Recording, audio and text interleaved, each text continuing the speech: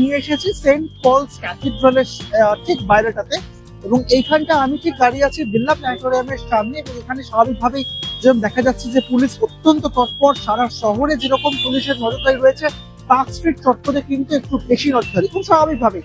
এবং গার্ডওয়েল করে দেওয়া হয়েছে যেন সাধারণ মানুষ রাস্তায় না চলে যান, এবং রাস্তার বেশ কিছুটা অংশকে নিয়ে গার্ডওয়েল তৈরি করা হয়েছে স্বাভাবিকভাবেই যাতে ভিড় কতটা বাড়বে সেটা একটা এক্সপেকটেশন থাকে প্রত্যেক বছরই।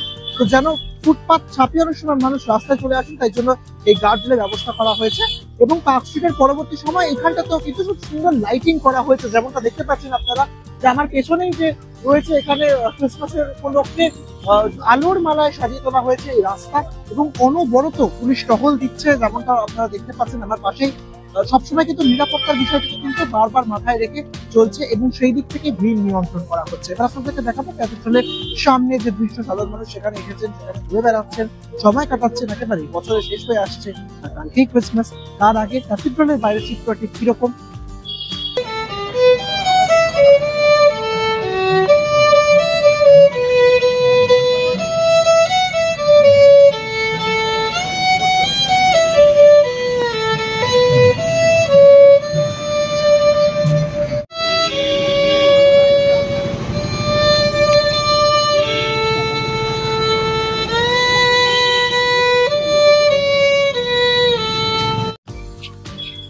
আপনাদেরকে যেমন জানিয়েছিলাম যে ক্যাথিড্রালের বাইরে আপনাদেরকে নিয়ে আসবার, এই মুহূর্তে আমরা দাঁড়িয়ে রয়েছি ঠিক ক্যাথিড্রালের সামনে। এবং যেমনটা দেখতে পাচ্ছেন আপনারা যে প্রচুর পুলিশ মোতায়েন রয়েছে, একটা হাই সিকিউরিটি জোন তৈরি করা হয়েছে। কারণ আমরা জানি প্রত্যেক বছরই রাত্রিবেলা এখানে মুখ্যমন্ত্রী মমতা বন্দ্যোপাধ্যায় আসেন, অভিষেক বন্দ্যোপাধ্যায় আসেন, এবং তার পরিবারের আত্মীয়স্বজনরাও আসেন।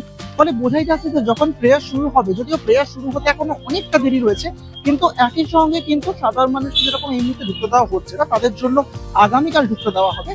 এবং আজকে কিন্তু রাত্রিবেলার আগে একটা হাই সিকিউরিটি জোনে পরিণত করা হয়েছে সেন্ট পলস ক্যাথিড্রালকে। এবং একই সঙ্গে যদি মূল প্রবেশদ্বারের সামনে আমরা দাঁড়িয়ে আছি, আর সেই প্রবেশদ্বারের সামনে ইতিমধ্যে আটকে দেওয়া হয়েছে, সবাই সেখানে ঢুকতে পারছেন না।